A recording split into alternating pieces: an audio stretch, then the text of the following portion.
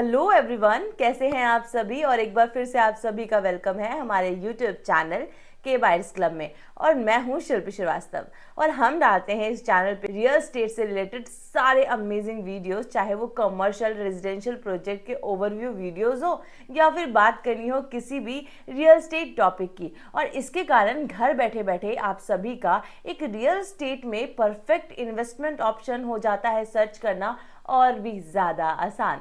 तो आज मैं आई हूँ फिर से एक बहुत ही अमेजिंग और इंटरेस्टिंग वीडियो के साथ, जो कि आपके लिए बहुत ज़्यादा हेल्पफुल साबित होने वाली है और हमारे दिल्ली डेवलपमेंट को ये एक स्टेप और आगे लेकर जाने वाली है।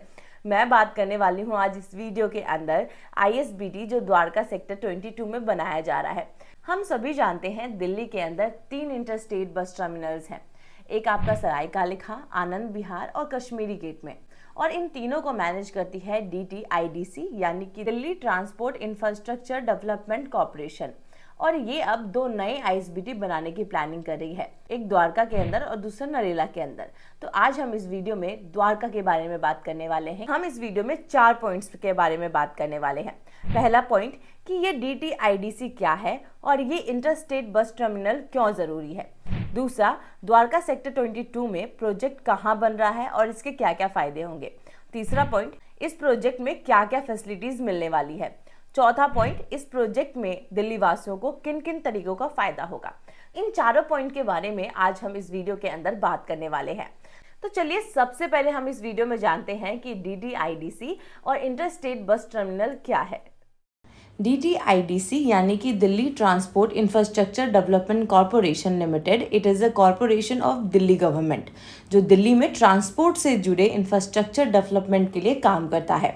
अब बात करें अगर ISBT की, जिसे हम इंटरस्टेट बस टर्मिनल कहते हैं, उसका मतलब होता है कि ऐसे बस अड्डे जहाँ पर अलग अलग राज्यों के लिए बसें चलती हैं। अब हम बात करते हैं दूसरे पॉइंट के बारे में कि अब ये इंटरस्टेट बस टर्मिनल यानी कि ISBT क्यों ज़रूरी है द्वारका के अंदर। अब देखिए, दिल्ली देश की राजधानी होने के नाते कई राज्यों को जोड़ने का एक महत्वपूर्ण केंद्र है। यहाँ रोज़ाना हज़ारों की संख्या में लोग इंटरस्टेट बसों में सफ़र भी करते हैं, लेकिन अभी तक दिल्ली में कोई इतना बड़ा और इतनी फैसिलिटीज़ के साथ अभी तक ISBT नहीं आया है, यानी कि इंटरस्टेट बस टर्मिनल नहीं है।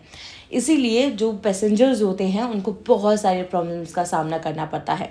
सबसे बड़ी प्रॉब्लम जो पंजाब या फिर अलग राज्यों से आने वाली वोल्वो बसें या फिर और कोई बसें होती हैं जो एयरपोर्ट की तरफ आती हैं, तो उनके लिए भी कोई भी ऐसा बस टर्मिनल नहीं है। या फिर जो एयरपोर्ट से जो लोग सफ़र कर रहे हैं, आ रहे हैं, जा रहे हैं, तो उनके लिए भी कोई एक ऐसा बस टर्मिनल नियर बाय नहीं है जो उनको अलग अलग राज्यों में लेके जा सके। तो इसी सभी समस्याओं को दूर करने के लिए DTIDC ने द्वारका सेक्टर 22 में ISBT बनाने की प्लानिंग की।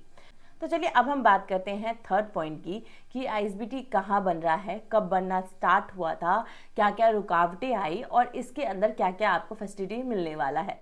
देखिए, अगर सबसे पहले मैं बात करूं कि इसका मास्टर प्लान कब आया था, जब द्वारका का 2000 के अंदर मास्टर प्लान बनाया जा रहा था कि क्या क्या डेवलपमेंट्स द्वारका के अंदर होने वाली है, उसके अंदर ही ये ISBT बनना भी तय हुआ था। लेकिन इसका काम कब स्टार्ट हुआ था? 2018 में। पहले ये एक छोटा टर्मिनल बनने वाला था, लेकिन कोविड-19 की वजह से इसका काम रुक गया। जब कोविड के बाद इस प्रोजेक्ट को दोबारा बनाने की बात हुई तो ये प्रोजेक्ट और भी बड़े लेवल पे आया। ये प्रोजेक्ट कम से कम 27 एकड़ में बनाया जा रहा है, यानी करीब 11 हेक्टेयर भूमि पर बन रहा है। कनेक्टिविटी आपको ना इस प्रोजेक्ट से बहुत अच्छी मिलने वाली है, जैसे कि ये प्रोजेक्ट से NH8 और NH10 को जोड़ता है, यानी इस टर्मिनल तक पहुंचना बेहद आसान होगा। ये लोकेशन अलग अलग इलाकों और आसपास के सिटीज़ में ट्रैवल करना और भी ज़्यादा आसान बना देगा।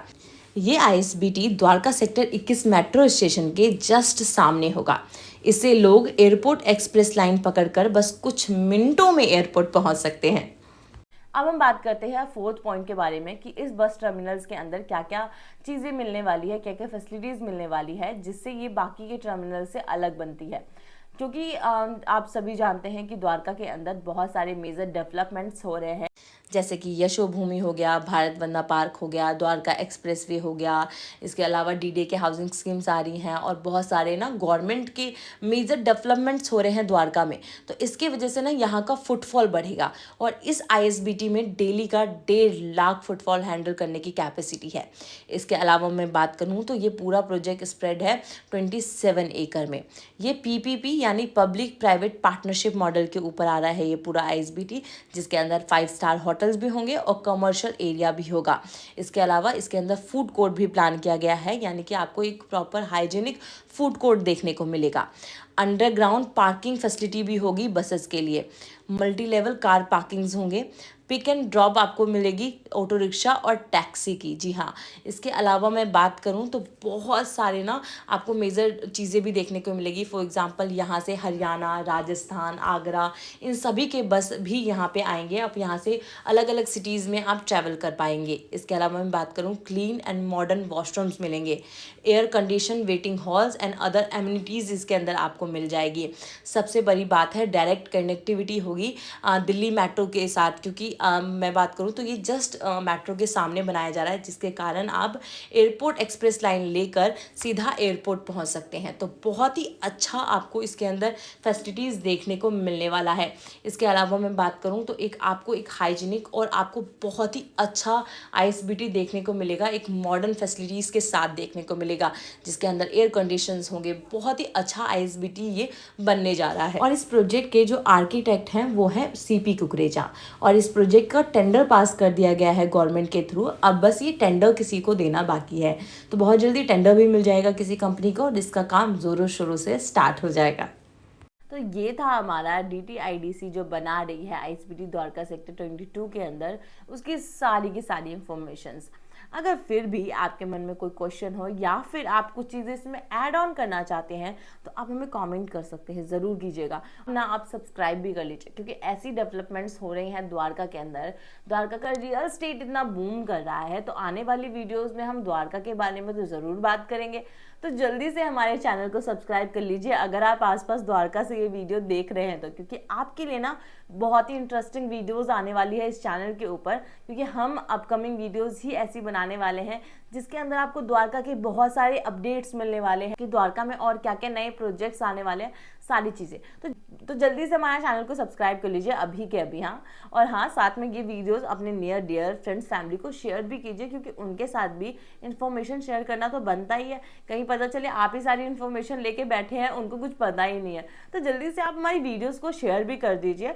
और हाँ, तो मैं आपसे मिलती हूँ अगली वीडियो में, तब तक के लिए इससे भी अच्छी और इससे भी अमेजिंग इंटरेस्टिंग वीडियो के साथ आऊँगी मैं नेक्स्ट वीडियो में। तो चलिए मैं आपसे मिलती हूँ नेक्स्ट वीडियो में, तब तक के लिए नमस्कार एंड स्टे सेफ।